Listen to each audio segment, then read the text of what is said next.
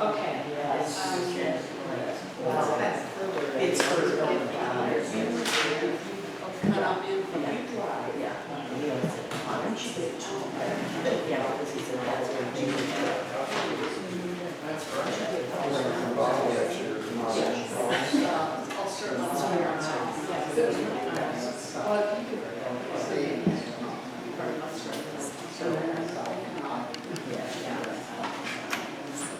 So I'm going to introduce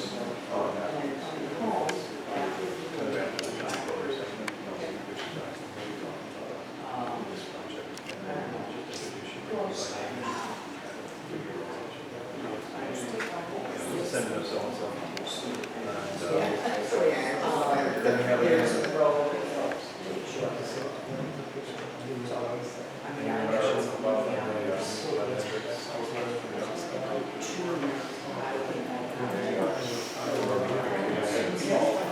I'm just trying to get back on the Zoom on my phone, so I can get them to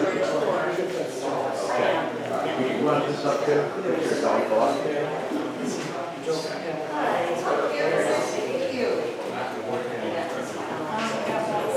Like a work.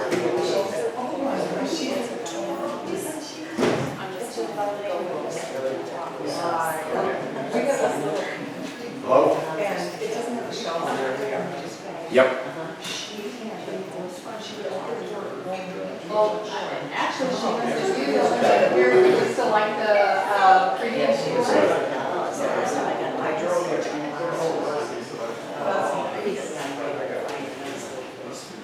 I think it's. Okay, all right. Yeah, well, I don't see anybody else from your side on that. So, okay. You are. Okay. Did you? No, let's stick them all. Did you? Did you get the? Over here on this wall are all of the portraits that we sent to you, We don't. the Irish history exhibit. Behind this, There's no. Why don't you? I'll have to turn the camera around after we're done, maybe. Let's see if I can do it like this. Just get out. That doesn't work too well. We have a Sebastian mural up here. It's from the WP era. It's dated in 1939 by Zoltan Sebastian, and we've had it restored recently in the past year. We have flanked along the sides of the walls. We have banners that are about the WPA era projects that happened on the island. Stuff about the artist himself are on both sides, and then in the back, so in that back corner we have an archaeology bench set up. It's got a lot of artifacts in it, and then we have a natural history exhibit. Okay. I couldn't get my Zoom to work on my camera, but I intended to walk and show you. Why don't you everything. send your email? But we have a natural history exhibit, and then in the back is the older part, and that is being reconstructed right now. And then we will reinstall our Mormon exhibit and our Native American exhibits. And the wall that's beyond the Irish panels is where we have our archive room. And we are installing a women's history exhibit along the back wall, and that will be installed sometime next week. We should have our panels in for that.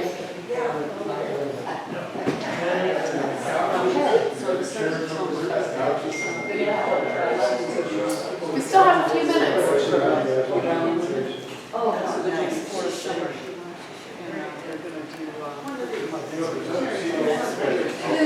Seamus, Josh, and Mary Beth, could you guys nod? We're going to test out the microphone and let us know it works. Is that right?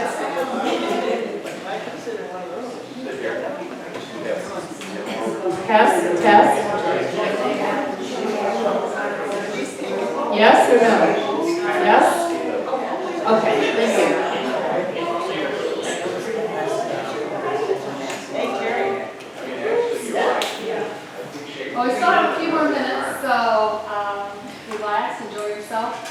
Today is National Ice Cream Day, so afterwards, at 4 o'clock, the COA is going to be dishing ice cream out front. They are serving all the seniors, and then the Historical Society is pitched in so that everybody gets an ice cream, because I'm not a senior. People like me to get ice cream.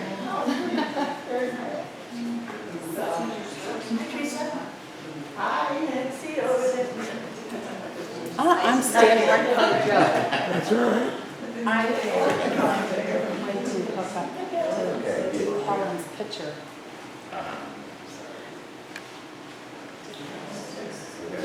Those are the only kind of, together. Take a look at this.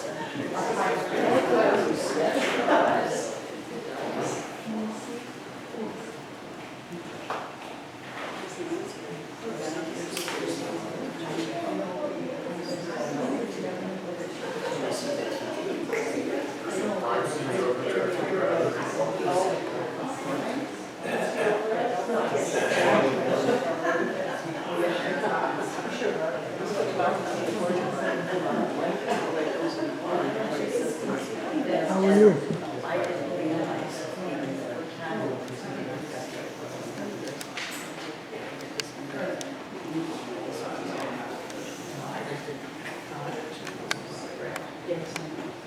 Look at this.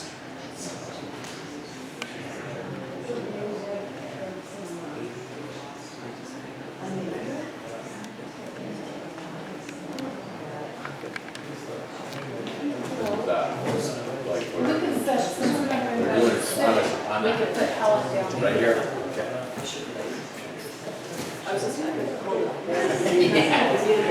We just put a strap. There you go. That might be okay.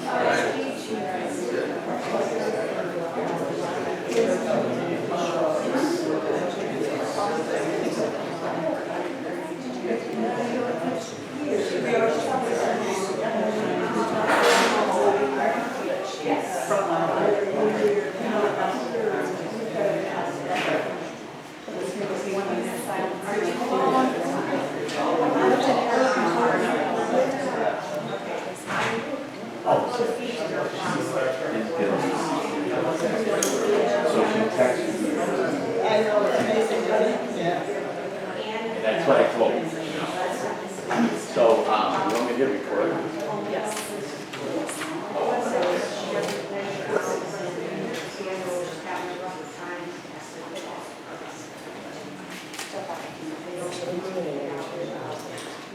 Yes. Joe, can you bring a couple more chairs in? No, this is Yeah. recess. To put it in the back there, to the side. And Lou, we'll put a chair, an extra chair over there for Virginia.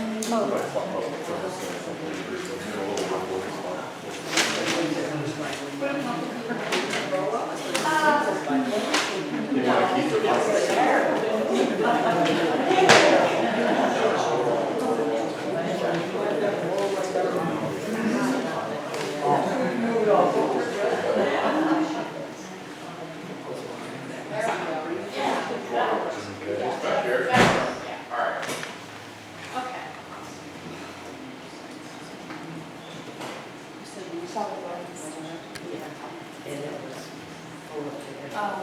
Just difficult to keep track of the Zoom line. Is it, okay. Let me put it back on the chat so that you can see.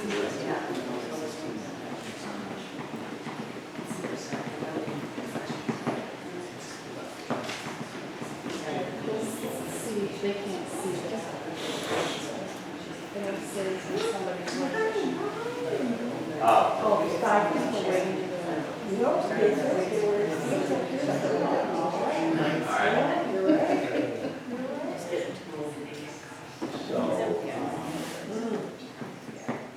So just kind of keep track of So they'll appear out that.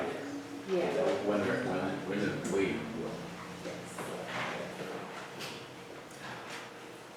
Okay. Technology. Will make your life easier, they said. So, and you guys can see me okay? Like can see myself, so yes. So I am Lori Taylor Blitz. I am the director of the Beaver Island Historical Society, and I am excited to welcome you all to what I believe is Museum Week 44. If I've done my math right this morning. So a little history on Museum Week. Since 44 years ago, a week, or it probably started out a smaller amount of time and has expanded to a little over a week. But it's a week where we celebrate the history and the culture of Beaver Island. We usually touch on a lot of the different topics: the Irish heritage, the Native American heritage, the archaeological aspects of it, commercial fishing, Irish music. We try to do something for the kids, and every year try to find something new to do. So anyways, this event sprang or blossomed from some conversations that Dick Mulvihill had when he visited Arranmore, and I'll let you tell him a little bit more about that in a second here. This event will have some people from Arranmore on the other side, and then Beaver Island panelists on this side, and then hopefully at the end of Museum Week we'll swap and they will have a panel, and then our audience will have a lot of questions for them. And then part of this event, there will be an intermission, and we will have some Irish music, and we have fiddle player Glenn Hendricks here to do a little talk and to play a couple songs too. Just check my list here to see if I've covered everything. So all of our events are free. We survive on free will donations. So if you are feeling generous and you'd like to give us a donation, we will graciously accept it. So with that being said, I'd like to introduce Dick Mulvihill. He's one of our board members and kind of the brains behind the operation for this event. Yes, hi, I'm Dick Mulvihill.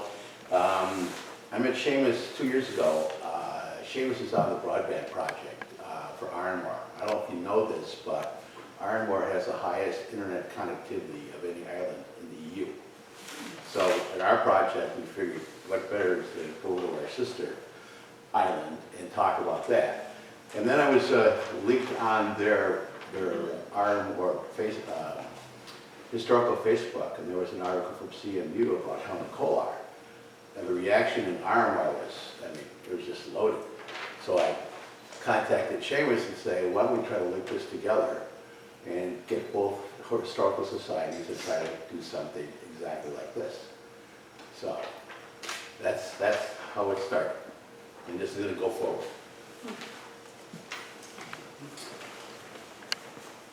And Seamus, would you like to say a few things? Yeah, thanks Lori. Delighted to be here, and thanks very much for the invite. Just to really sort of repeat what Dick and Lori have been saying there, and I suppose this event came about as a sort of a joint exercise really, to try and highlight the work of Helen Kolar. I wasn't fully aware of the extent of the research in that she had done on Beaver Island. And when we heard then that there was an exhibit to be donated to Arranmore, we thought this was going to be a huge benefit for reigniting the old ties between the two islands, and just maybe having some informal chats. So this is, as Laurie mentioned, first of a two-part series, but I'd be hopeful that we could keep it going and have a regular meetup online, because it's not as good as meeting in person, but it's pretty good when we can meet up and discuss topics of interest. So just again to thank Dick and Laurie for their help and for the donation of the exhibit to Arranmore. The second meeting we'll be having, as Laurie mentioned, panelists from Arranmore here, and we'll have a speaker. And the date for that's to be confirmed, so hopefully in the next short while we'll have that. And it's just, I suppose, to mention as well that it's 170 years, just around this time 170 years ago, that people left Arranmore and went to Beaver. So there's a long history and a long connection between the two islands, and I hope it continues long into the future. Thank you. Thank you, Seamus. So both Dick and I, and we've had Robert on a couple calls, we have been chatting back and forth for about the last 2 months, you know, talking about our connections and how we can have an event and share it with both islands. So I invited Robert Cole to be our moderator.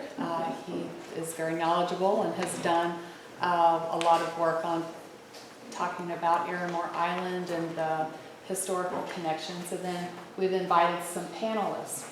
So with that, I'd like to hand it over to Robert to carry on.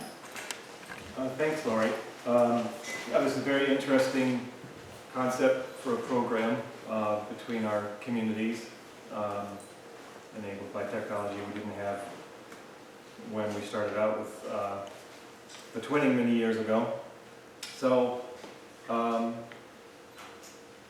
we have some panelists here, which I'll introduce in a bit, but I want to introduce Josh Broder, who is the grandson, one of the grandsons of Helen Collar, who will be speaking about her work, her research. These portraits you see on the wall here, which are portraits of some of the first immigrants from Arranmore to Beaver Island. Josh has spent a great deal of time here over the years, back to his childhood, and he's been in his own way kind of a steward and steward of the archives, of his grandmother's archives, and has gone to great lengths to help preserve them. He's done a lot of things here over the years. Josh has been an actor, author, screenwriter. He used to teach some wonderful improv comedy here that I was fortunate to be part of a long time ago, and very proud of his grandmother's legacy. And so I'll just let him take over from here and kind of segue into that subject about her work and the portraits you see here. Thank you for that, Robert. And can everyone hear me okay? Am I coming through all right? I'll take that as a yes. Excellent fit. So listen, on behalf of my brothers, George, Matt, and Mike, just thanks to Lori and the whole crew over there. Both my grandmother and my mother were among the founders of the Historical Society, and it's wonderful that it's in such good hands and continuing to thrive. Robert, it's great to be introduced by you for this, around this initiative. I'll say more about it, but I'll just say now that Robert was instrumental in securing my grandmother's legacy and to make sure that her research had, had legs and could be reached out. And I will say more about that in a moment. I will say one of the best 5-8 days of my life was a day I spent when I was age 21 with Robert and his brothers. They were still fishing the lake back then. And on that day, they hauled in the catch, and they had the smokehouse running. And I had never in my life of eating smoked whitefish ever, there had never been more whitefish than my capacity to eat whitefish. And on that day, out of that smokehouse, we spent 3-4 hours there, me and my brother George, drinking Pabst Blue Ribbon, and every 20 minutes or so, my older brothers would haul one of the fish out of the smokehouse. We'd slice it open to see if it was done yet, in terms of the smoking. Not quite done yet, but let's eat the fish. And then 20 minutes later, and for the first and only time in my life, there was more smoked whitefish than I wanted to eat, which was amazing. So thanks for that, Robert. I'm really here to kind of put these drawings in context of Helen's life and her research on the Beaver Island Irish Arranmore community. To be clear, if anyone doesn't know, Helen was not an islander. She was not Irish. She came to the island as a teenager in the teens of the 20th century. The family lived about 500 or so miles to the south in Springfield, Illinois, and her sister, Margaret, suffered from terrible summer allergies, hay fever, And every summer, the family would go in search of relief for her, and ended up one summer on Bois Blanc Island, not too far from Beaver Island, where she had a real symptom-free summer, and so they thought that they would buy land there, which proved to be too expensive, and they were pointed towards the more remote and therefore less expensive Beaver Island.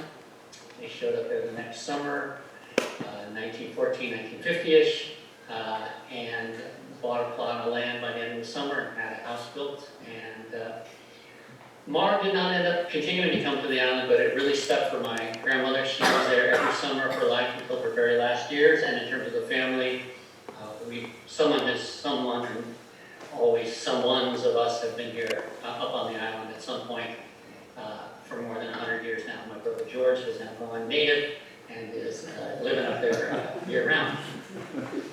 Her father was an educator, and he believed in the education of his daughters. My grandmother attended the University of Chicago and was the second woman to receive a geology degree from the University of Chicago, and in the 1920s worked as a geologist for an oil company in the Midwest of the United States. But at the University of Chicago, she received an incredible classical education. She had a mind that was built for taking in information, holding that information, being able to synthesize that information. She'd always been interested in art. Had studied since she was a child as a painter and a drawer. So really entered adult life with a pretty remarkable mind and a Renaissance set of skills. She did marry an Irishman, Irish-American. He was a former prize fighter, a World War I veteran who lost an eye in France.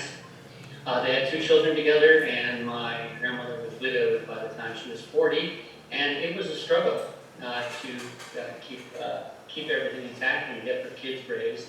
But she did get them raised, and by the time she was in her late 40s or 50s, she was really able to focus that mind on learning.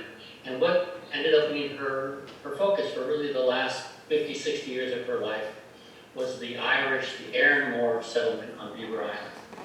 Her central thesis was that this Beaver Island community was unique, that the original settlers, as Seamus said, 1850s, 1860s, 1870s, had arrived with a fully developed Irish culture and all its traditions intact, and that then for several generations, that intact Irish culture evolved in isolation from Ireland, and largely because of the relative isolation of the island to the rest of the United States, in isolation from the culture in the United States. And then almost like a Galapagos island of Irish people, it developed a really unique set of customs and stories and folklore. She had a number of ways that she applied herself over the decades. Principal among them, and a focus of her early years, was to catch the stories of the aging members of the second generation before they passed.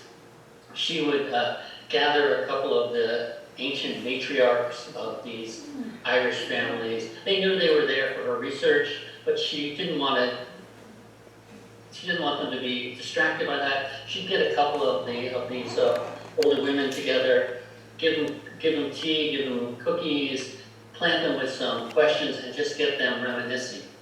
And then so as not to distract them, she'd run off into the kitchen and jot down notes in the kitchen while she was preparing another pot of tea. The drawings of the original settlers that my grandmother did came from the photographs, the family heirlooms that these older people entrusted to her. In addition, she visited the U.S. Archives in Washington, D.C., where me and my brothers were growing up to study the census records. She pored over church archives, Catholic, obviously, Catholic Church was extremely significant in the community, so much of it was captured in those archives. Visited Arranmore herself, census records, and church archives there. And over the years, she pieced together all these facts and captured it on hundreds and hundreds and hundreds of index cards, each written in pencil for easy correction. As a woman in her 50s and 60s, 70s, 80s, 90s, her poor handwriting deteriorated more and more and more, and the writing became bigger and bigger. And when she died at 93, Robert Cole, who introduced me, really was the person who stepped in at my request and shepherded this completely inaccessible resource into a entirely accessible resource, seeing to their digitization and placement at CMU. So I think the island, certainly my family owes Robert a debt that we'll never be able to repay. She carried a remarkable amount of this. It was all on the cards, but she carried a remarkable amount of it around in her head. Alvin Lafreniere, one of the many island heroes who's taken the baton over the years and carried the Historical Society forward, tells a story about a project he was doing, just documenting all the islanders who had been involved in the American Civil War. And he had a question as to one of them, as to whether one of these gentlemen had actually been on the island at the time of the Civil War, and he knew that that information would be somewhere in Helen's index cards. So he had the man's name in his head as he was going about his days, and the next time he ran into my grandmother, 88, 89, maybe 90 years old, he mentioned to her that he was curious as to whether or not this gentleman's name appeared in the 1870 census. And Alvin's expectation was that Helen would jot down the name, go back and consult the cards and get back to him. But instead, right standing there on the street, 89 years old, she said, no, his name was not in the 1870 census, although it did appear in the 1880 census. And Alvin realized if she knew that his name was not on the 1870 census, then she knew whose names were on there, and likewise for 1880. So she had a really, really incredible brain. And the fun part as a grandchild was that she wasn't just carrying names and dates in her head. She had stories. So it was really fun to be her grandchild. Sometimes the stories were as short as driving around the island with her, and she'd point out a stone and tell you that that was the stone on which Aggie McGuire saw a leprechaun dancing.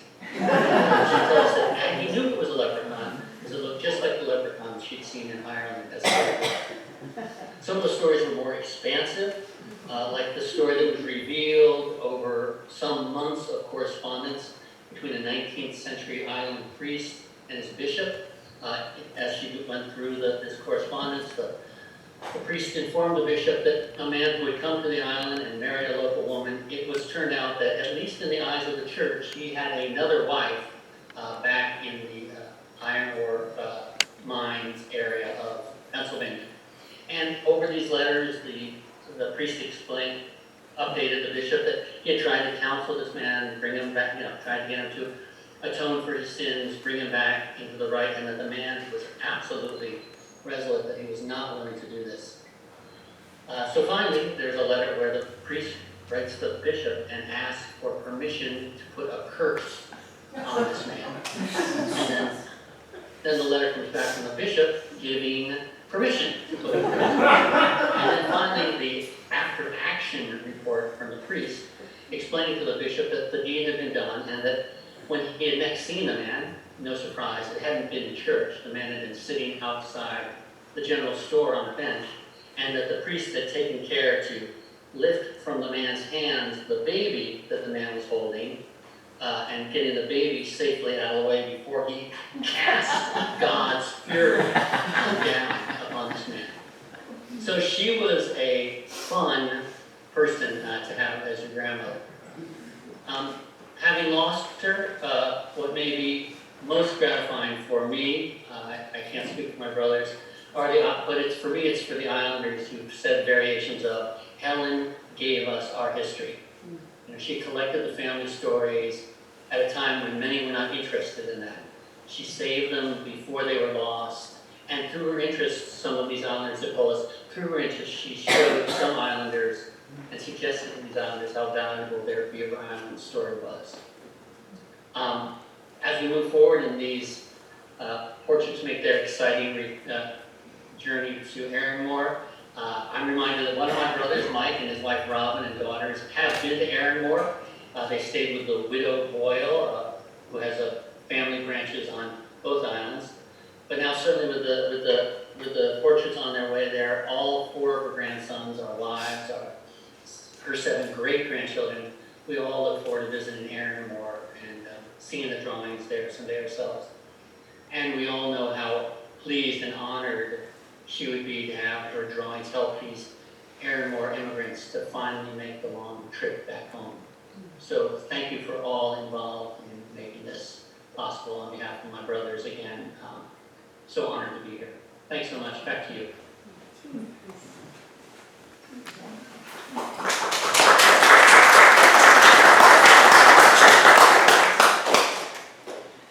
Thanks so much, Josh, for that piece, which really gives us some insight into the grandmother and into the dedication that she had for our history. And I've always marveled at the painstaking work she put into these portraits, which were taken from photographic portraits. And as a kind of a side note,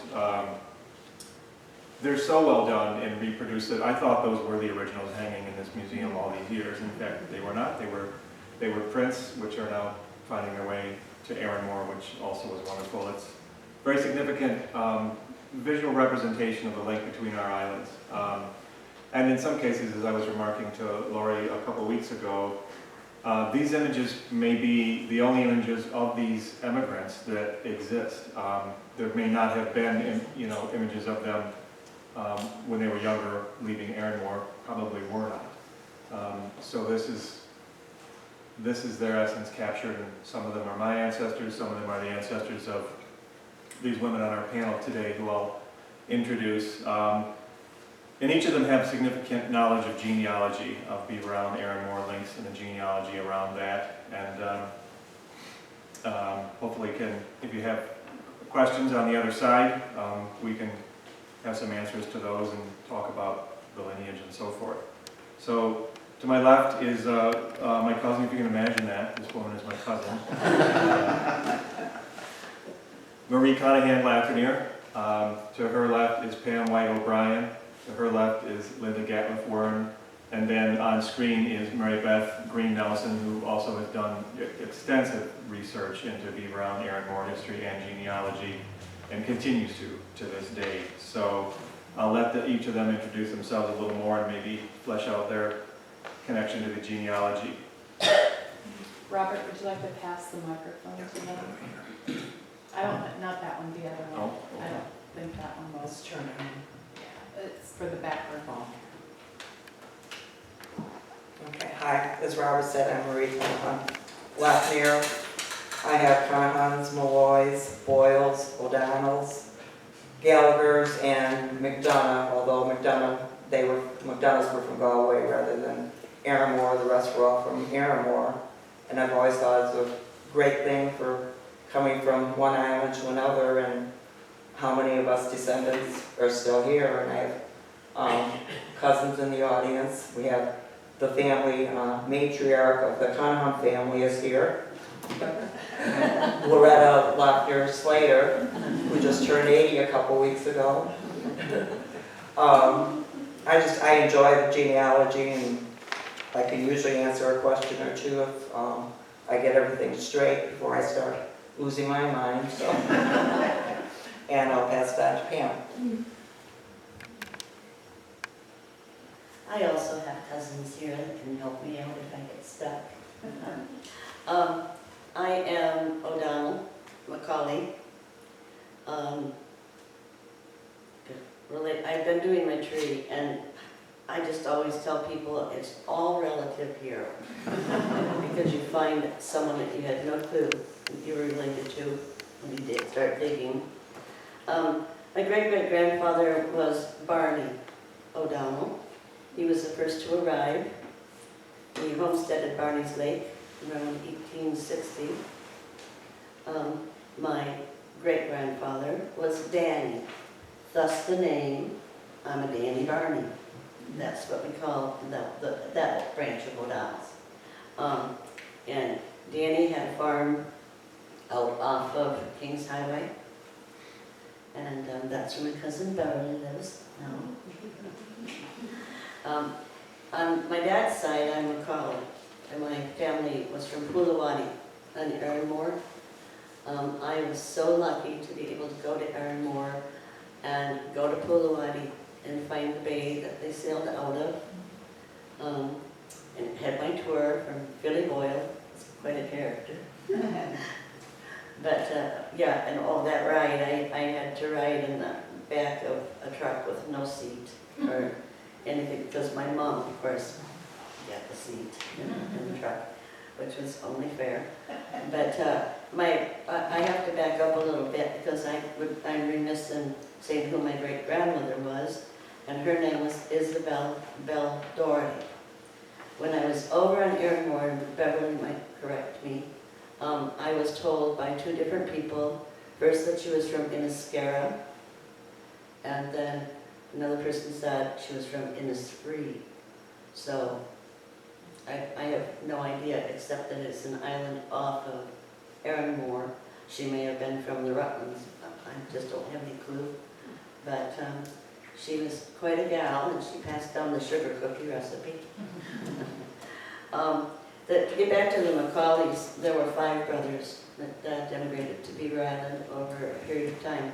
The first one in 1856 was Con Macaulay, Linda's great-great-grandfather, and his wife, Mary Gallagher, who is called Big Owen here, but on Arranmore she's a Docky Gallagher. And that's something I just learned this last year. And I also always thought Big Owen was the last name, but it was Big Owen.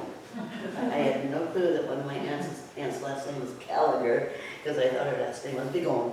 Because that's how they said it. My great-grandfather was John Macaulay, one of the brothers. Their mother and father also immigrated over here, because when people first started settling on Beaver Island, they would write home and tell them about this gem that they found in the middle of Lake Michigan.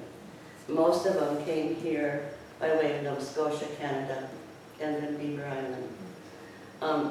Con Macaulay came with a larger party, Dominic Gallagher, a fellow they called Charlie Strack O'Donnell, and I haven't been able to find anything on him, except that he was accused of a crime.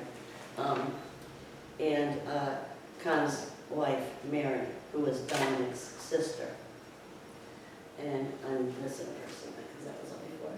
Do you remember? John, Con, Oh, of all the 5 brothers. Yeah. Yeah, but Con was the first. Yeah. there was a James. It was James, Owen, John, Con, and, Don't know offhand. I'll know when I go home. But basically, that's my ancestry here. And I'm passing it on to Linda, my cousin Linda. Hello. My mom was a Cunahan, and her mother was a Malloy, and then her mother was a Boyle on that side of the family. And my father's Donegal connections were the Macaulays also.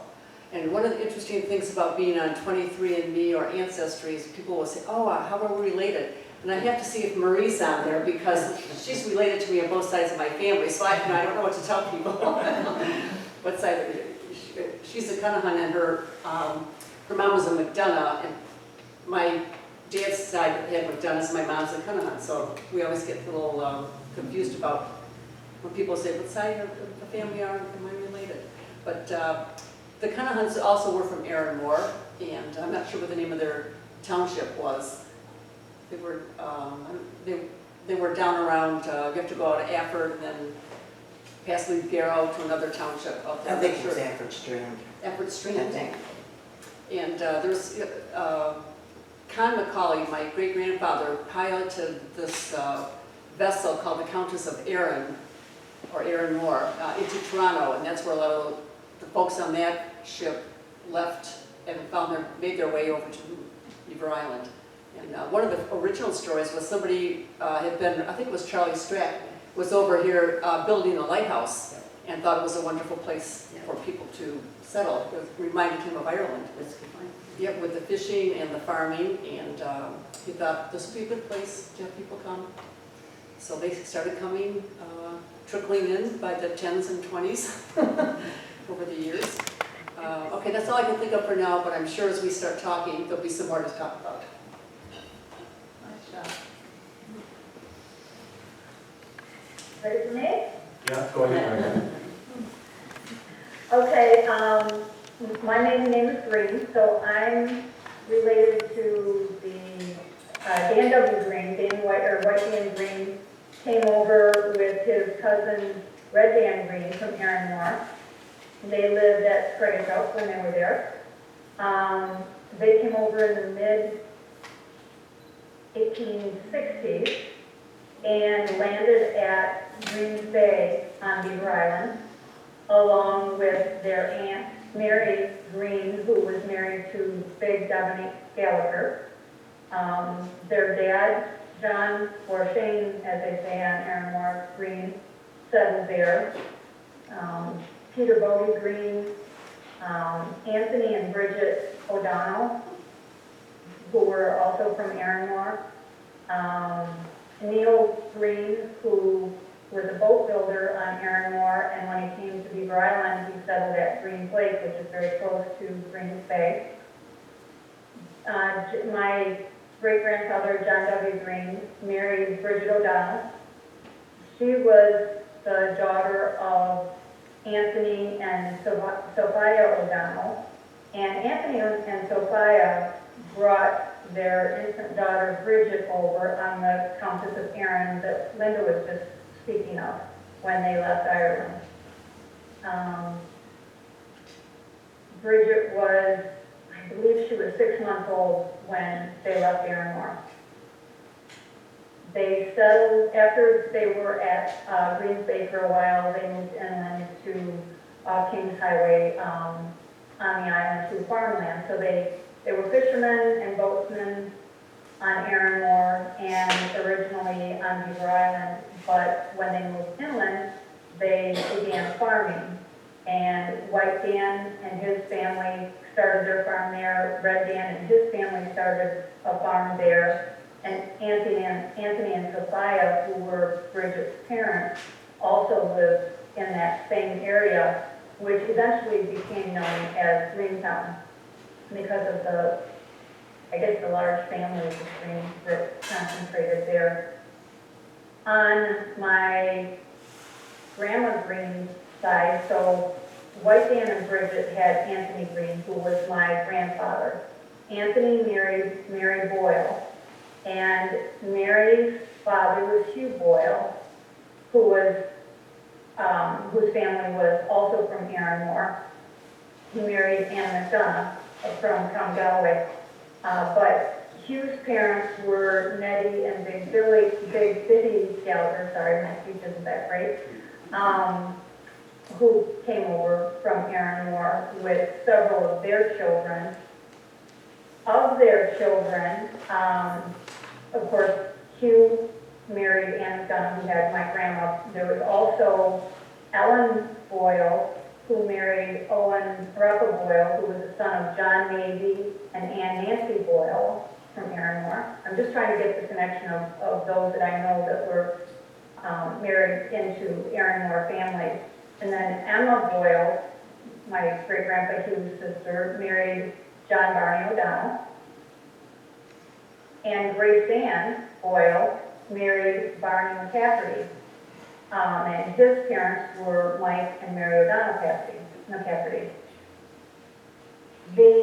When we came, I've been on Arranmore 3 times now, and every time we have stayed with the Gerald and Madge Boyle family, who are amazing people.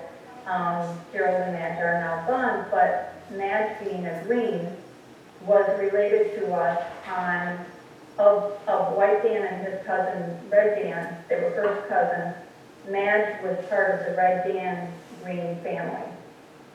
And Gerald, I haven't gone back far enough in Gerald's family to figure out the exact connection, but we do have it on Madge's side of the family with Madge and Oni, as you Arranmore people knew well.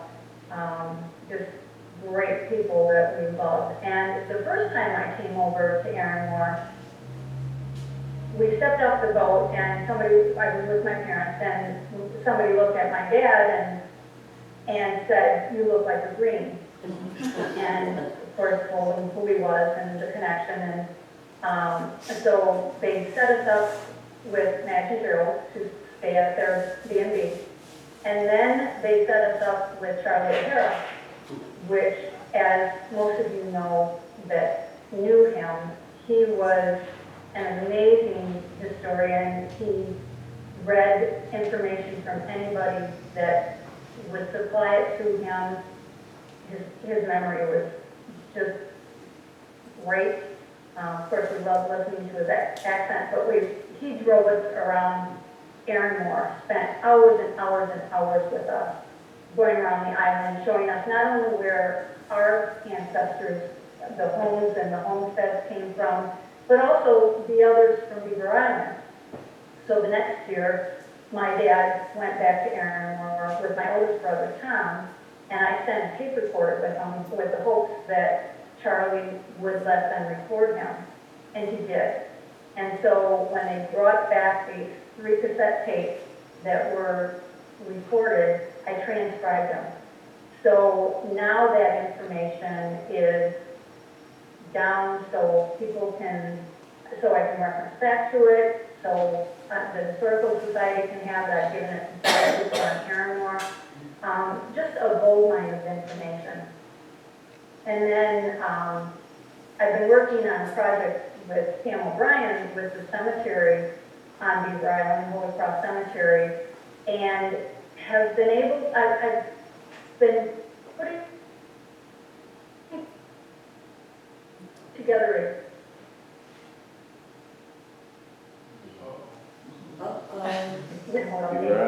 link back to Arranmore.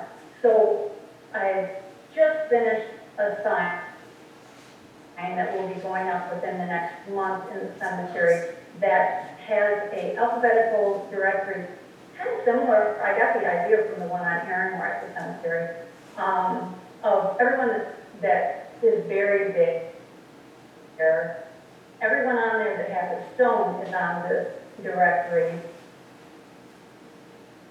and you know are buried there that don't have a stone.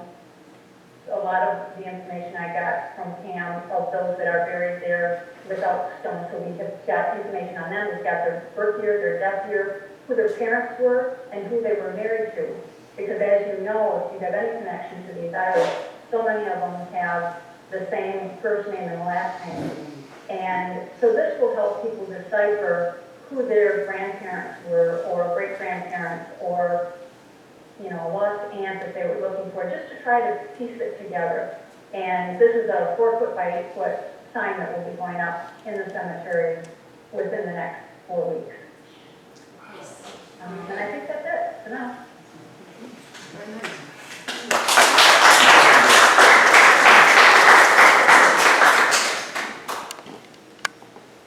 Do we want to open this to questions for the audience? Seamus, would you like to do your slideshow that you sent me? Yeah, I can do it. Do you want me to share my screen from here? Yeah, I'll share, open it up for you. Now you should be able to. Okay. This is a slideshow. It's put together on an online platform called Story Maps. We've used them before for a number of projects just around World War I, Arranmore veterans that served. But I think it's a really good way of sharing information between the two communities, and it can be edited and added to.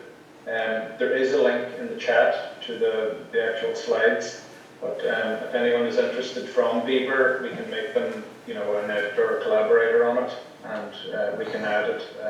So you can share multimedia, there's maps and videos and audio. So we'll add it. I've just made a start.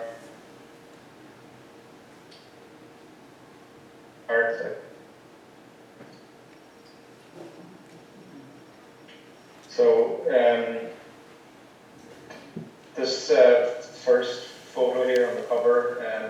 It's a photo of the North Sea Queen. It was taken about 50 years, I suppose, after around 1905.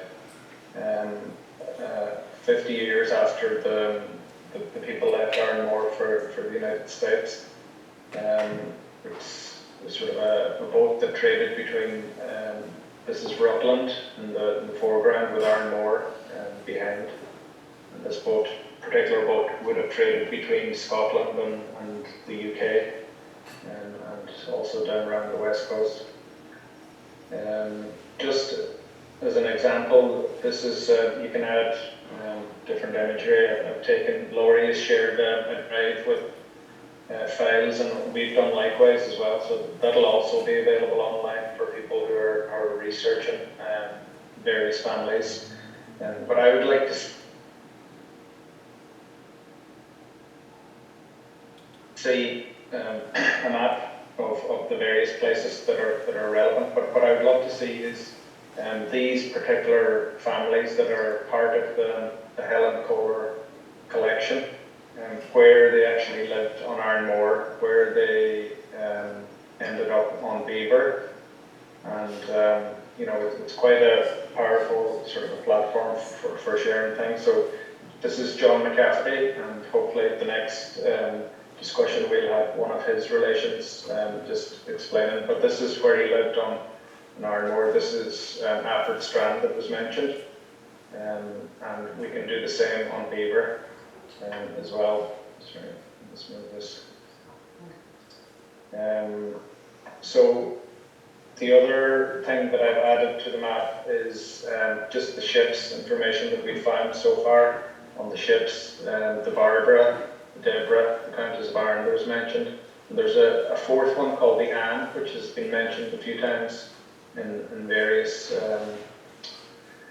sort of documents that I've seen online, and these are some of the adverts that were, you know, from leaving from Derry. This is the Barbara, so she was, and we've got some passenger lists. So this is one from the Barbara, landed in St. John, New Brunswick in 1851. And if you see down on the left-hand side here, there's 8 people from Arranmore that are named in there. So we can just add various, there's a newspaper article about the arrival of the Barbara. These are reports, so I've just sort of done a screenshot of the Countess of Arran, which is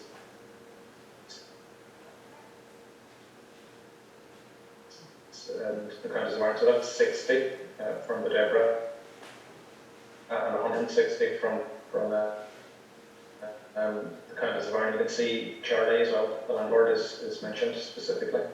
The Anne as well left with the Countess of Arran from Donegal on the same day and arrived in Quebec. It was on the same day as the Countess of Arran. It mentions the landlords in general, so we're not sure if some of those were from Arranmore, but there is a possibility.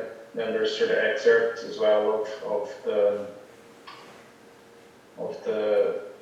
you know, the Countess of Arran and the people who arrived there. I suppose the other part that I hope yourselves can help with is, you know, where these families and individuals ended up, and also there was a gap as well between 1851 when they left Arranmore and, you know, 1856 when they started to arrive on Beaver Island. So what did they do in the meantime? Some of them, not all of them, came to Beaver as well. You know, where else did they end up in? Around the Canada and the United States. So that's just, I suppose, a flavour and a taster, but I think we can hopefully add to it as time goes, and have it as an online resource between the two islands that, you know, can be passed on, and will complement the Helen Kohler exhibit both in Arranmore here and on Beaver as well. So, thank you.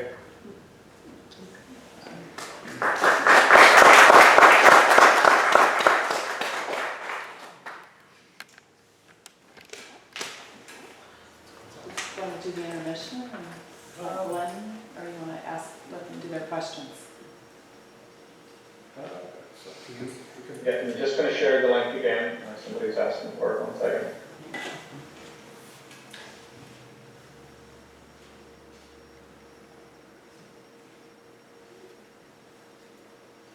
So it's just there in the chat. If you click on that link, it'll bring you to the platform.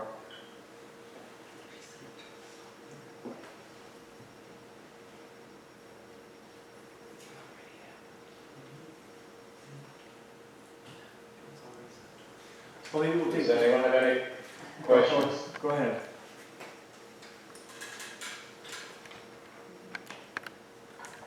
Does anyone have any questions for Seamus? Do you have that link, Laura? Yes, so I will reshare the link on our Facebook page. Thank you. So Seamus, where did you actually did you find the logs of the ships that left Arranmore? And that's how you identified all the families? There's a couple of resources. Patrick Bonner from Port, who's a local historian here in the area, has been doing a bit of research on the boats, and he's shared what he's found so far, and we've been doing some work on it ourselves. Just for the Star Arranmore Facebook group, myself and Patrick Gallagher have been doing a lot of Googling and searching online just to see. The good thing about researching at the moment, a lot of the records that weren't available in the past are starting to be digitized and posted online, so you can find them a bit easier. There's also sites like Ancestry, and it was mentioned, where you can see there's clusters of people that are related to you on a map somewhere, so that will, I think, help in the future as well. So yeah, there's a couple of passenger lists that Patrick shared with me. I don't have the original book, but the sources are at the bottom of the images as we post them onto that Story Maps platform. And is that through the Irish shipping logs? They identify the ships. Is that where your source of information is? Those particular logs are from the British parliamentary records. They're immigrants from Canada records. So they would have travelled through Quebec and St. John and various places in Canada back in the 50s, 1850s. Seamus, Josh, am I right in assuming that pretty universally these were one-way journeys, that these folks, once they left your islands, did not in their lifetimes return? I'd say that was mainly the case. Now, we did research an Irish-American Civil War veteran who left. He fought in the Civil War, but he did return to Arranmore and died there afterwards, which was unusual. Paddy Gallagher was his name, and he has a really interesting story.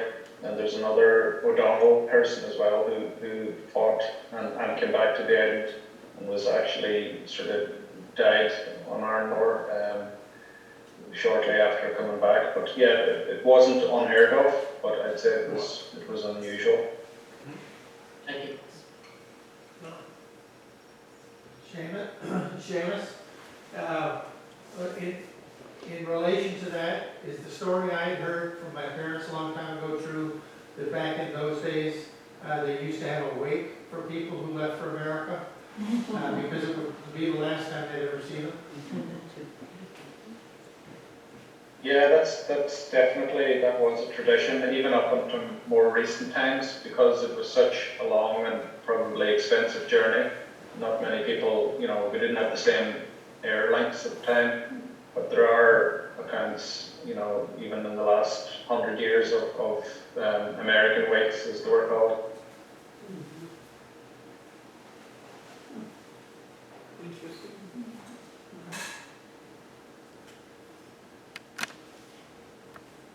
What is Seamus's last Just, I have a question, maybe back at this as well. what was, I mean, when they moved to Beaver Island, was it the fishing industry that supported most of them, or was there like logging, or was it farming, was it subsistence living, or was there an industry in the area? Basically all of those things that they did, but that's why they came here. But some of it, most of it was because it looked like Arranmore to them. Oh, okay. And Seamus's last name is Bonner, Or Boner. or Boner. They came here for all those reasons, really, but I know with the Macaulays, Charlie Strack got a job helping to build Whiskey Point Lighthouse. And they were in Toronto, went back there and said, oh my God, we gotta move there, it looks like home. And so the 5 of them boarded some kind of vessel, I think, through going from Toronto to Chicago and up here. But they fished, they farmed. At one time, the island had many farms. When I was growing up, there were only 2 that I knew of, but what I've read, there are many, many farms. My grandpa Hugh Cunahan was a fisherman in the 10s and 20s, 1910s and 20s, and possibly the 30s. And when the fishing season was done, he would go down and work in one of the lumber camps at the south end of the island. And also some of the men, if they weren't fishing, they might have been coopers to build the barrels to host the fish. And I had read somewhere that Beaver Island had the most fish sent around the United States at one time. They had the largest fishing industry and sent the fish off. From 1870 to 1913, Yeah. there's more fish caught at Beaver Island than anywhere in North America. Say that again?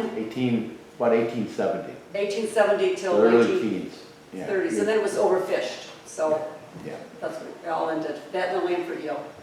In the teens and the 20s, when my grandmother was first coming up in those early decades, she said you always knew, as summer people, resorters, as she called the people, you always knew your place on the island, because when the boat would leave the island for the mainland, it would stop first at the fish plant, and they would take the fish off, and then only then would they go over to the passenger dock. So you always knew where you stood. I always assumed the biggest single attraction though, for the Arranmore folks to Beaver Island, was because they could get free land here and not have a landowner like they did on Arranmore. That's pretty true.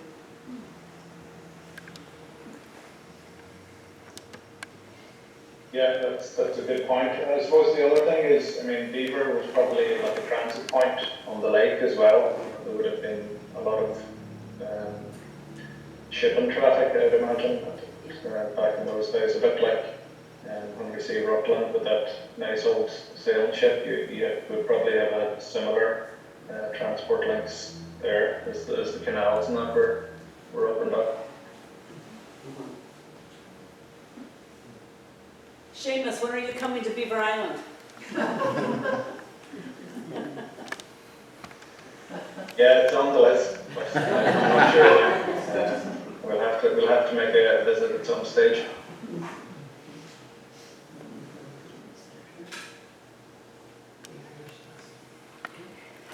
Well, if there's no other questions at the moment, I think we'll take a little break, intermission, and we'll come back and move into the last part of the program. Thank you, Seamus, for all of this. Thank you. I'll play a couple examples. Okay.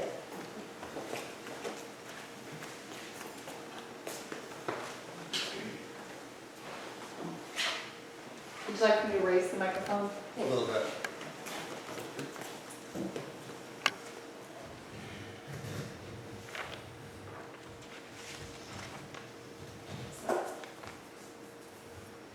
So to start off, I'm not related to anybody here.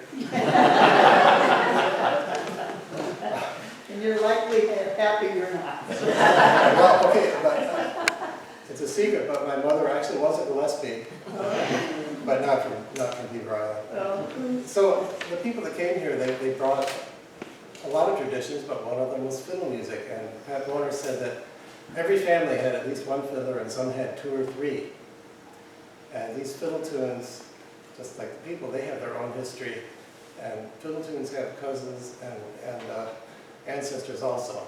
So I'm going to play a few tunes. These are all from Patrick Boner, who was born in 1882 and passed away in 1973. He learned this music, most of this music, from all the fiddlers that were a generation older than he was that settled here on Beaver Island. So there's a big link, another Arranmore link with the music that Patrick Boner played. This tune is called Hugh Bond.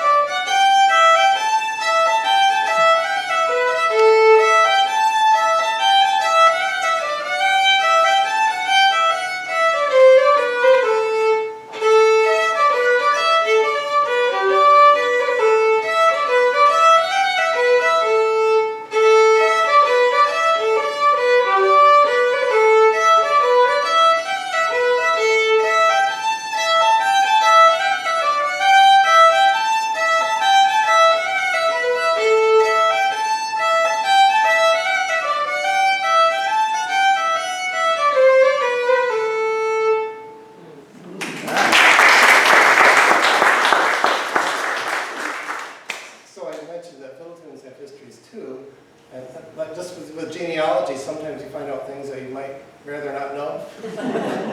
That dude's actually from Scotland, and the history there is many of the people that lived on Arranmore did seasonal work in the potato fields in Scotland, and of course they brought back a lot of the music and they made it their own.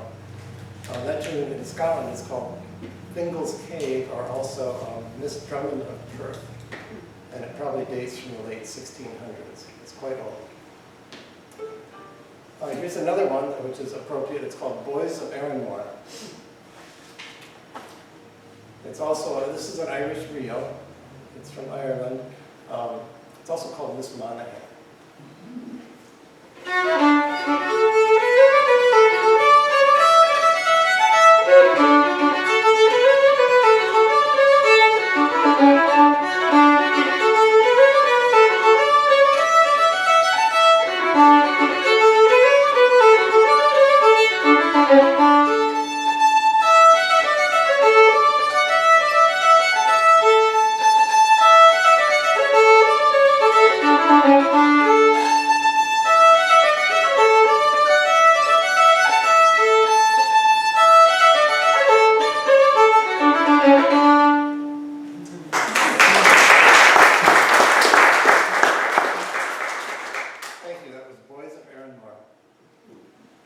They also played a lot of Irish jigs. Here's 2 Irish jigs. The first one, I'll play a medley. The first one is Rory O'Moore.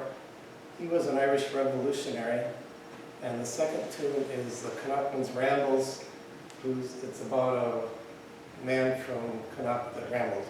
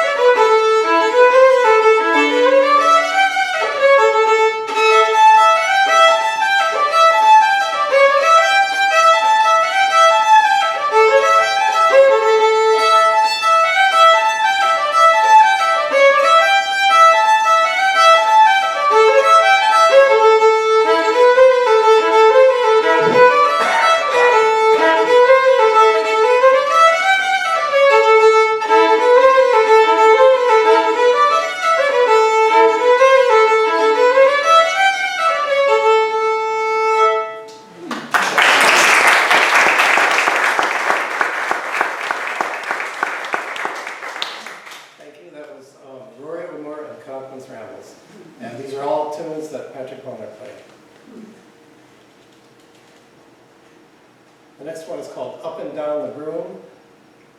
This is another Irish reel. It's also known more commonly as the Sligo Maid.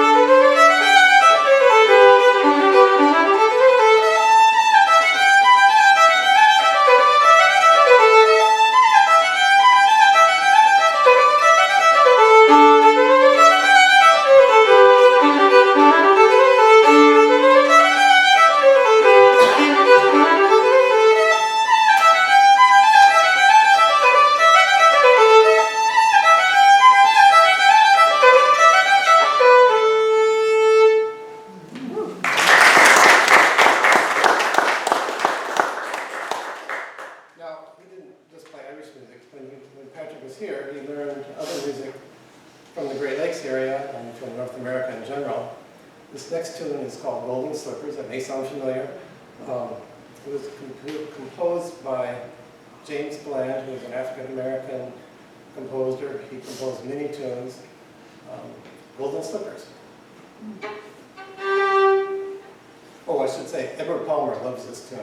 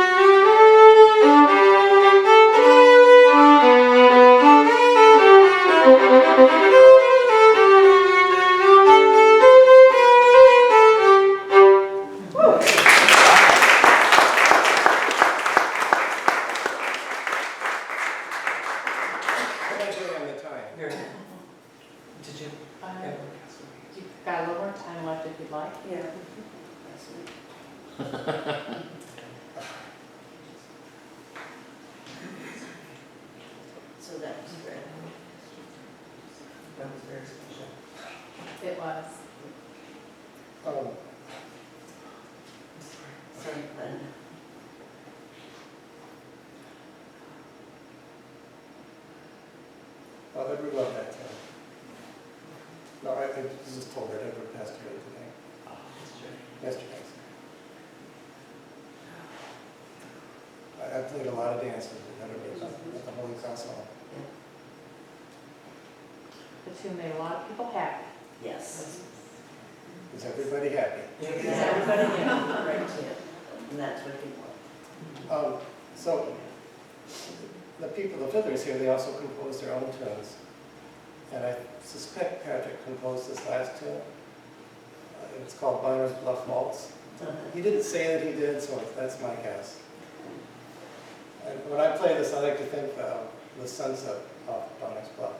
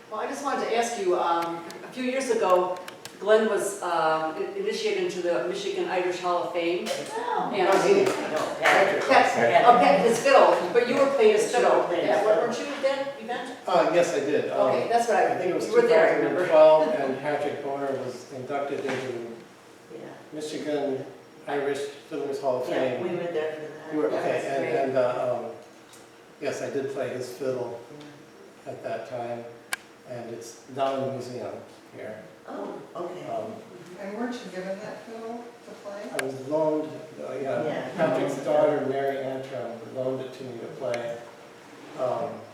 It was unplayable at first because it was so beat up. He played it for 70 years, and he played for dances, and probably did all the work on it himself. It had been painted and hung on a kitchen wall for some years, and then Glenn McDonough, we may all know, very carefully scraped the paint off, which actually protected it. And I had some restoration work done on it. But I wasn't comfortable, after Mary passed away, I wasn't comfortable keeping it, so I left it here at the museum, on loan from the family. Oh, how nice. I'd be happy to bring it out at the end if anybody would like to see it. So any stories about Patrick?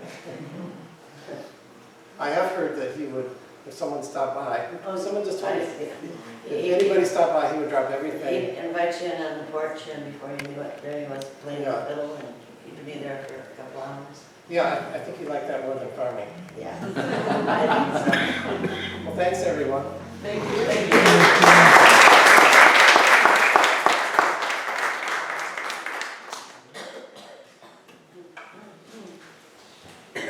Thanks to Glenn for the music and for all he's done to keep the music of Patrick Boner alive. Glenn's also an author who has written a couple texts on Patrick Boner and Island Fiddlers for the Journals of Beaver Island History. I think it's volume 2 and 3, at least 2. Also author of Michigan Jamboree, a book of Michigan fiddle tunes. And he's currently working on a book about Patrick Boner's fiddle music with history, biography, fiddle tunes, and notes on the origins of the tunes. So Glenn's kept that tradition alive in his own way by kind of recreating this music that Patrick played. My father, when I was very young, 4 or 5 years old, he took us kids out to Patrick's farm. This is probably 1969 or 70, and Pat was very old at the time, and my father knew that he didn't have a lot of time left in the world, so he wanted us to experience Patrick, and I'm grateful for that because we did get to sit on his porch more than once over the course of the summer and listen to him. And at that point in his life, he had dementia, and he was mostly blind, I think, in both eyes, but he could remember. His wife Rose would, take the fiddle out and just say the title of a song, and he could play it from memory. So that was quite a privilege to kind of see him at the end of his life and have a first-hand taste of who he was and what his music sounded like. And there's a great interview also with Patrick that Glenn's mother conducted back in 1969 or 70, which are here in the museum archives, and in which you can hear Patch talk about his life history and his music and where he learned these tunes. And you can also hear his dialect. He still had a very kind of strong dialect as a second or third generation from Donegal, and it was very thick. Later on, of course, in subsequent generations, that's faded away, but when I was a kid, and there were still a few people here who had that kind of, strong dialect, so Patrick was kind of a living piece of history in his own right. So thanks again to Glenn for that.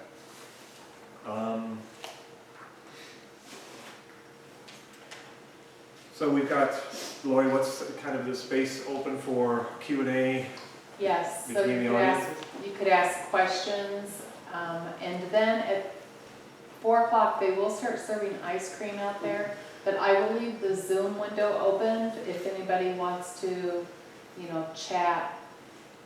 You could just come up here and keep chatting. It won't be moderated.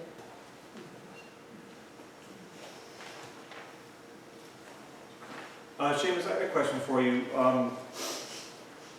Is there yet a museum on Arranmore, or are you in planning for one or a process for that? No, we do have a cultural centre, but we don't have a dedicated museum space at the moment, so we're very jealous of what you have there on Beaver Island. And yeah, we've been talking about possibly putting together a project to develop one, and we're very interested in how yours is structured and the whole way the new building was developed and all that. So we'll definitely be following that up in the winter time, I think. Very good. And Seamus, are you broadcasting from the, I think it's Modem, the center on Arranmore? No, I'm here at the house this evening. Oh. Yeah, it's just from the house. I have the background on to hide all the junk.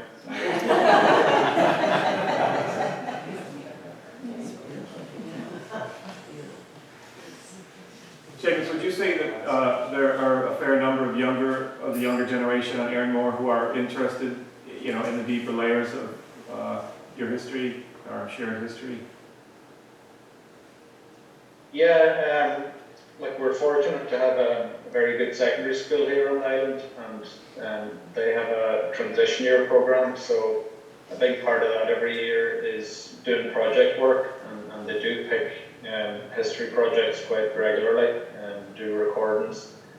Fiona, who's also on the call, is working. She's our Irish language planning officer, and she's got a number of projects ongoing with the young people of the island from national skill age up, and she's working with them to do a heritage trail at the moment, so we're recording stories and points of interest and putting them on a map and developing an app. So yeah, we're lucky that way.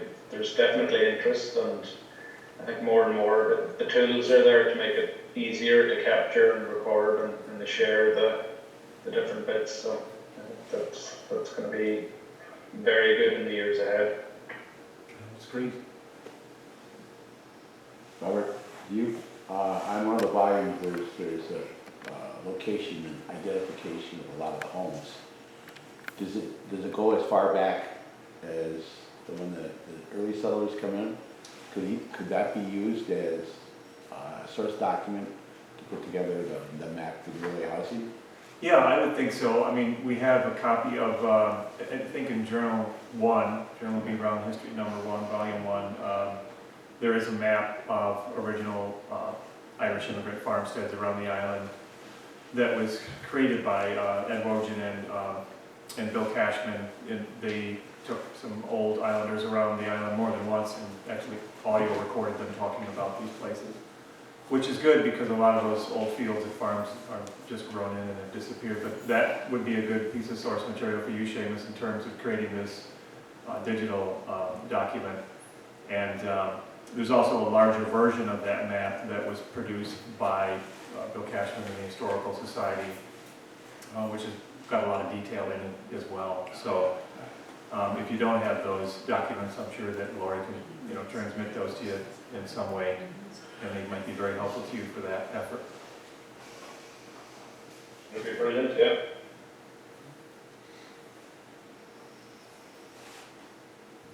Was there, forgive my ignorance, but any written correspondence between families kept at all between the islands, or? I don't know that we have much in the way of that here. I doubt it. I don't recall seeing any correspondence between the islands and our archives. Although some correspondence may have been quoted by their descendants in subsequent notes or papers that were given to the museum. I'm sure there was correspondence back and forth, but on our side we don't really have much in the way of that. Would you have any on your end, Seamus? No, I don't know of any letters, or I'm not sure if any have survived from this end. A lot of the records as well from back in those days, they're few and far between on this side. Your census records and your church records seem to be a lot more complete. So I think they're going to be much better resource, and I think some of them are starting to appear online as well through various websites like Fold3, places like that. So we'll be keeping an eye out. But original letters, I'm not sure.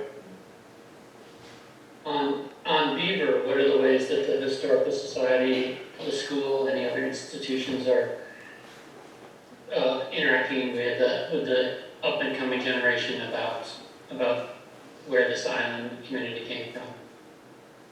I think I'll let Lori answer that first, maybe, in the museum. Well, first I was going to say, we have created an Irish history folder on Google Drive that will open up to the public.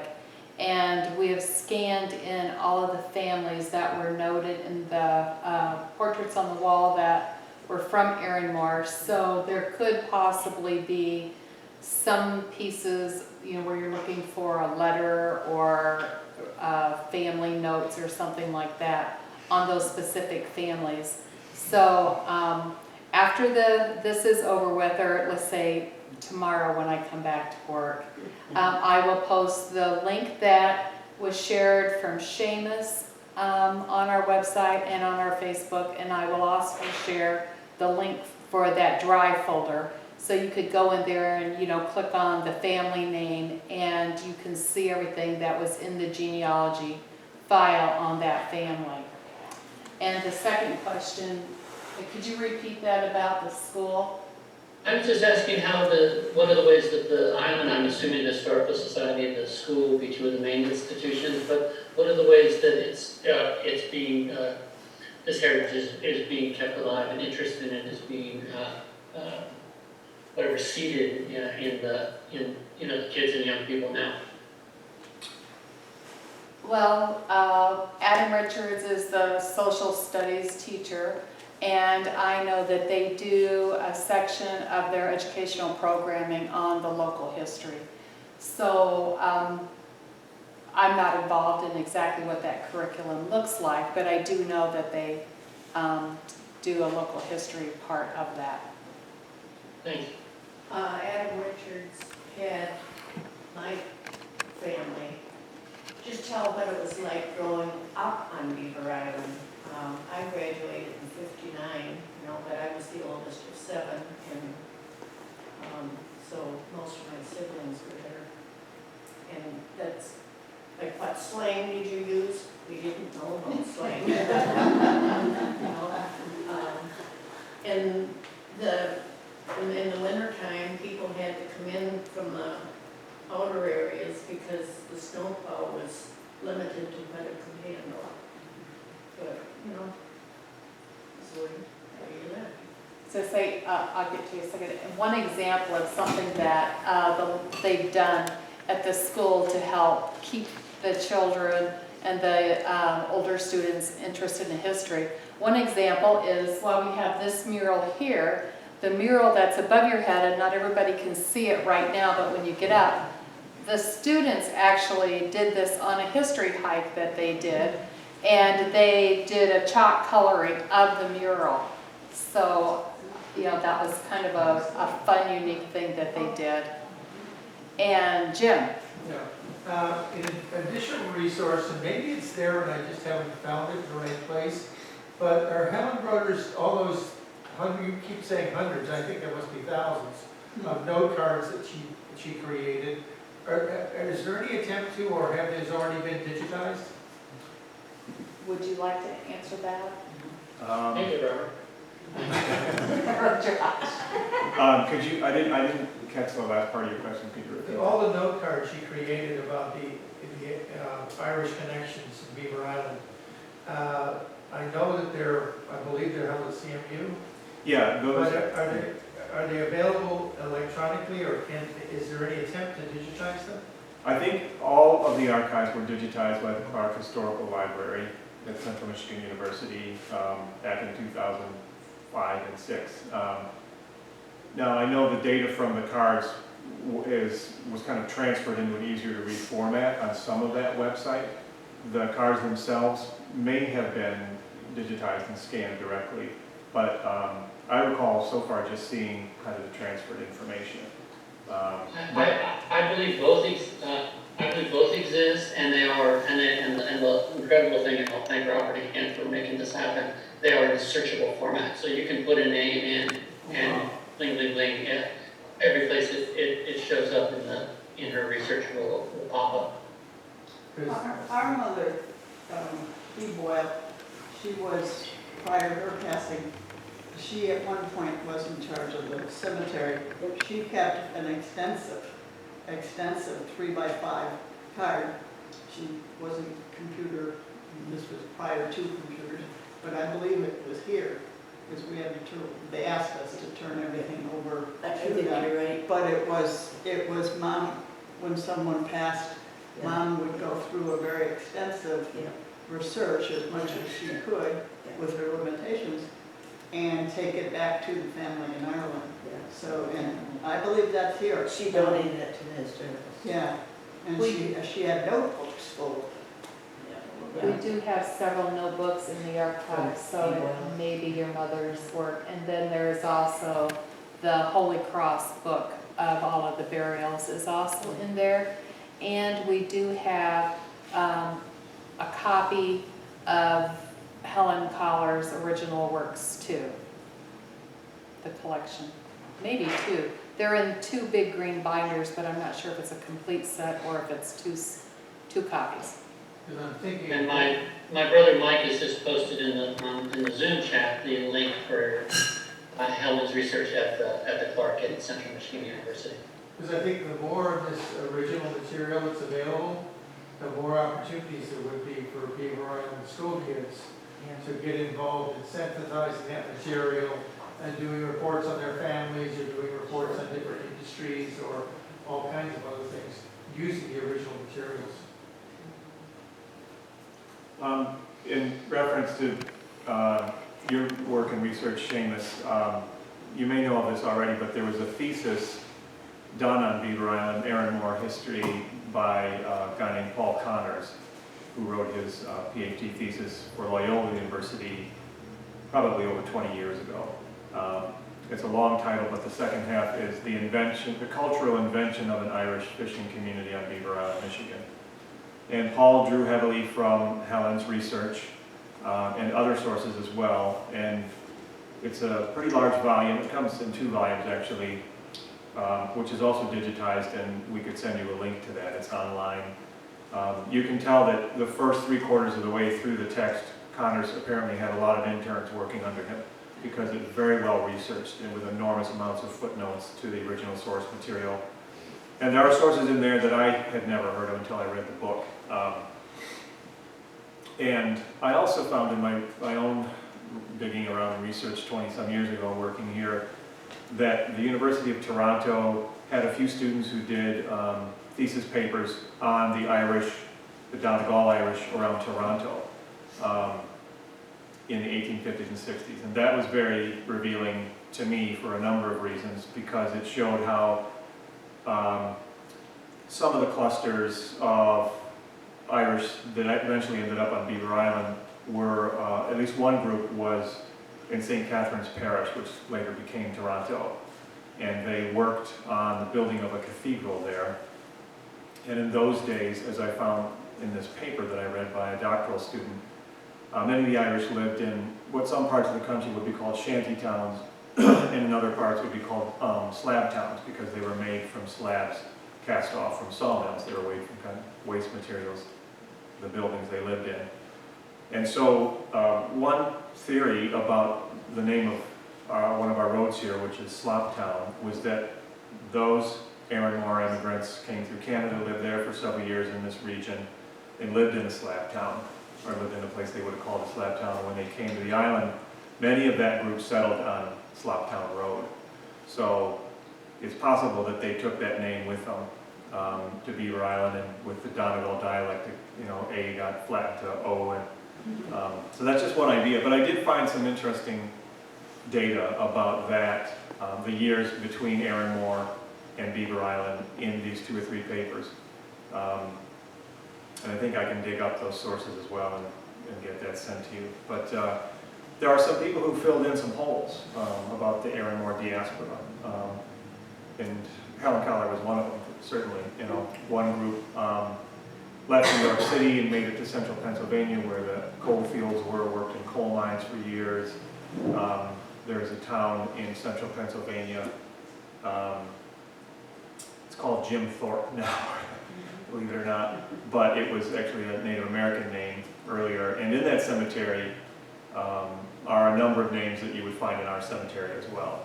So there's kind of a long trail between the East Coast down through the Seaway as well as New York City westward that ends up on Beaver Island. And I've never personally had a chance to explore those areas, myself go there in person, but I'd be curious to visit there, both those communities one day and see what can be dug up there.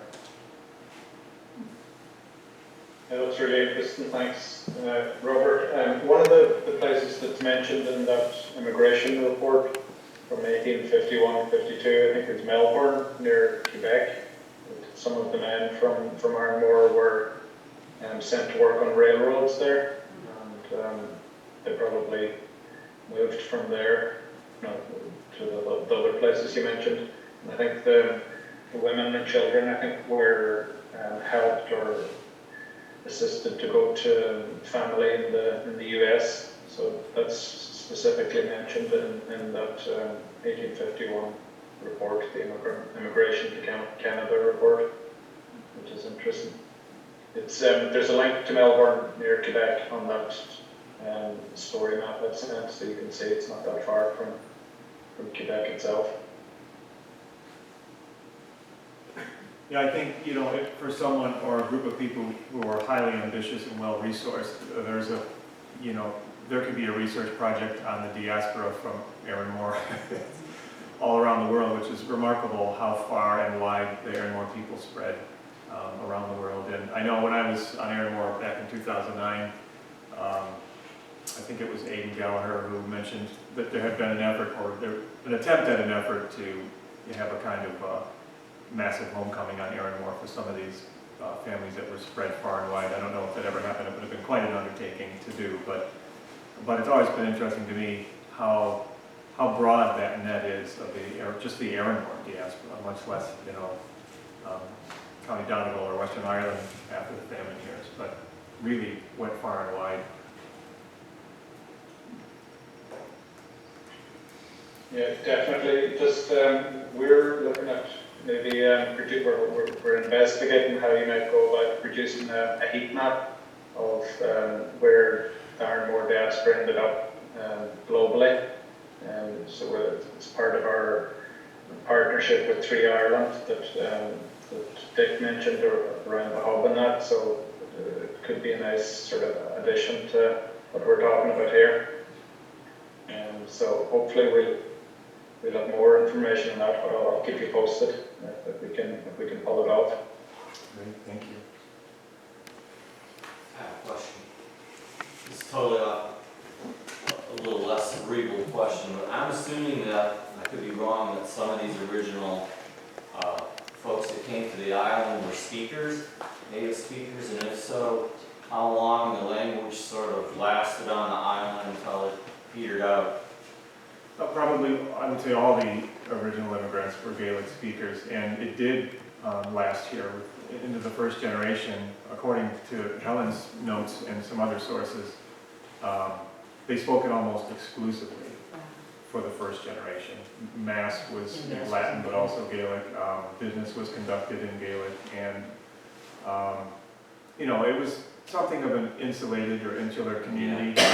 When the Donegal Irish came here, this is after they made it through New York City, which was at a time when it wasn't that great to be there either. They, settled here, and they kind of wanted their own space. I think there's a reason. One of the reasons that perhaps attracted the Arranmore Irish here is because it was a remote inhabited island, and there was the Land Grant Act, which would allow them to have land that they farmed without, paying for it. They could take it over as long as they were using it as farmstead. So they did speak almost exclusively in Gaelic for the first generation. And it changed after that, but it just kind of shows you how tight-knit the place was and how it was predominantly Irish by 1870 or 1875. So not much of that. The last Gaelic-speaking immigrant here was Mary Duffy, who died around 1971 or 2, somewhere in there.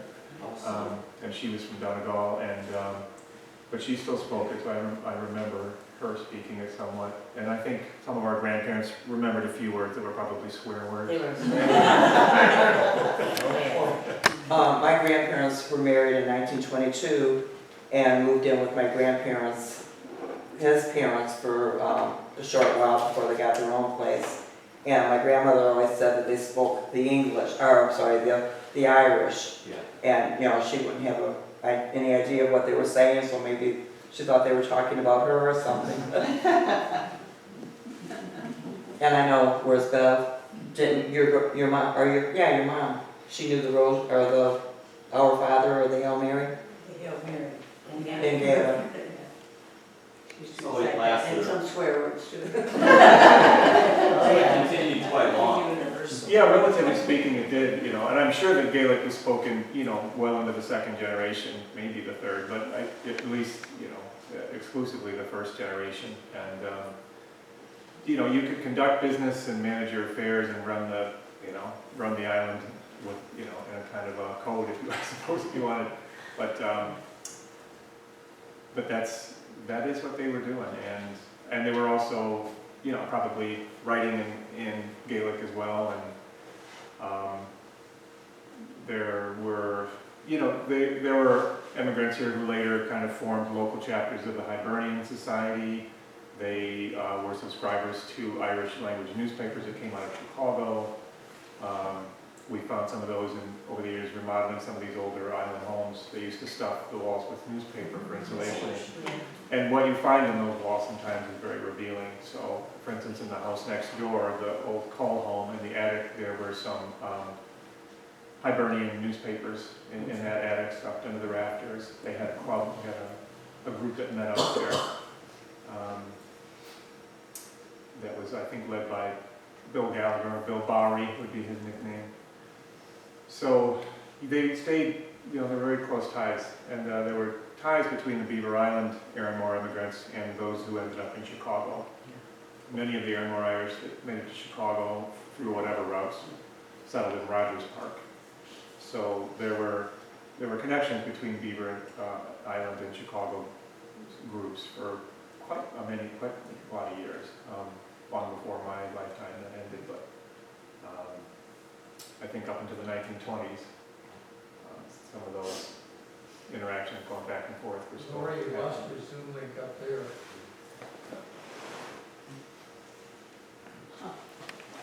Guess we made it till 3:30. Lori, the Zoom meeting is still running though. In fact, some of the other participants are talking right now. So it's just.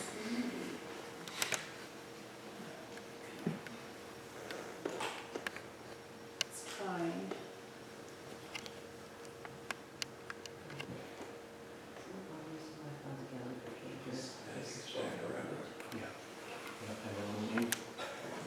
Yeah. Robert, while she's looking, can you give us a little tidbit as to how some of these nicknames came about? Well, the Beaver Island Irish, were Donegal Irish, and it was a tradition in Donegal and in other parts of the west of Ireland to nickname yourself after your parents, because there were a lot of common names in Ireland, and certainly here. There might have been 4 Bill Gallaghers, there might have been, 5 Anthony O'Donnells. So to differentiate them from each other, they would give them a nickname after their father. Like Pam's ancestor, Danny O'Donnell, would have a son, Danny, or Danny Barney, and then, there'd be Frank, Danny Barney, and then there'd be the Frank Danny Barneys, and my dad still refers to them. Okay, so that patronymic or naming tradition was common here. It was Recording in progress. Lori, it looks like you're muted, so we're seeing you, but we're not hearing you. Okay, we're back after a short recess. Yeah. Yeah. Can you hear us? Yes. Okay. Sorry about that. How did Helen learn how to sketch? Was that, I mean, those are incredible.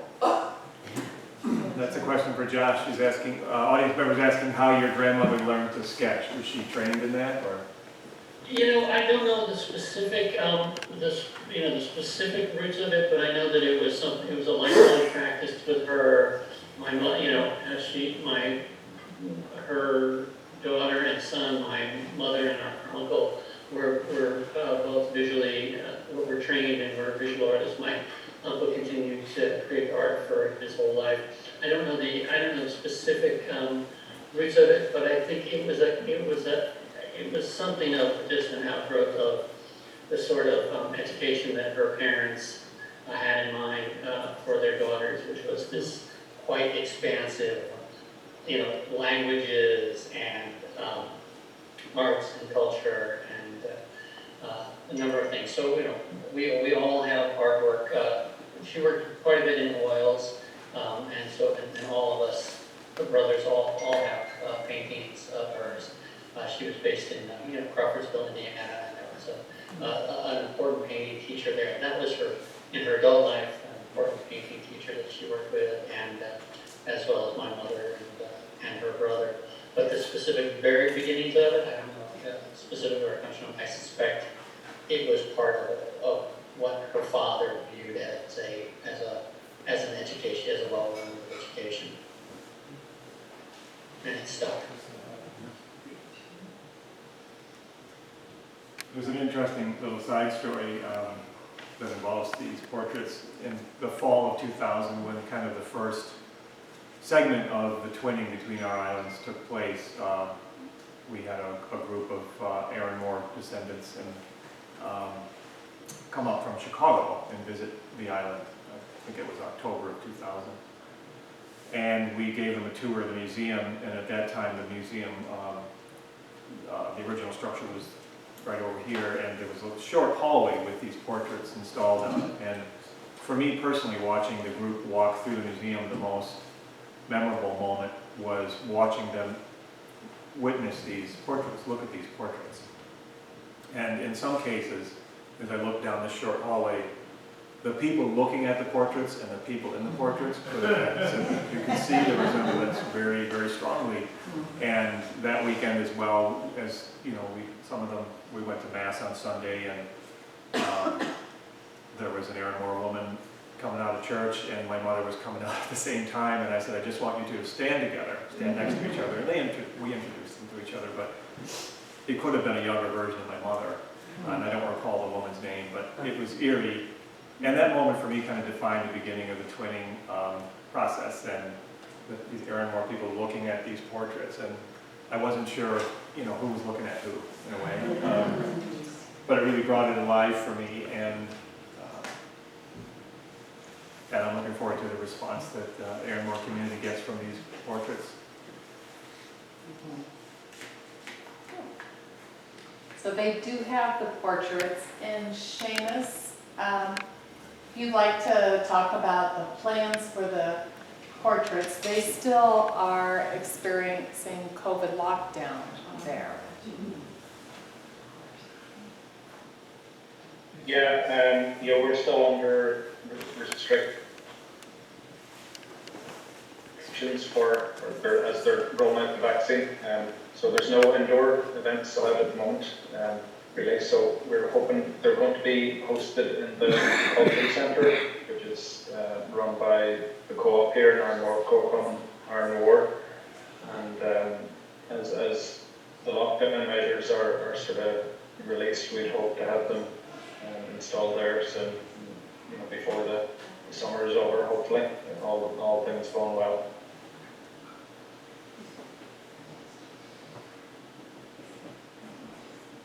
I didn't hear his response to the actual photos or the reproductions.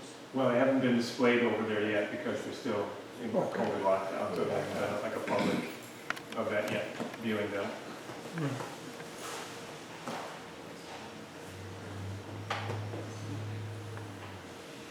Where are we at? It's 3:41. The ice cream social starts at 4. If we're ready to close, we can close, or like I said, you could keep chatting back and forth. I was just gonna leave it open and, because maybe you have personal questions that you would like to ask. And then he'll start serving ice cream out there at 4 o'clock. We'd like for you to eat the ice cream out there, of course. I